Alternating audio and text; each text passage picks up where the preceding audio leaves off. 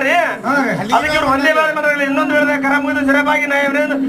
ಹಾಕಿ ಮಾತಾಡ್ರಿ ಮಾತಾಡ್ತಾರ ಅವರು ಇನ್ನ ಒಂದ್ ಮಾತಾಡ್ಸಲ್ರಿ ಹ್ಞೂ ನಮೋ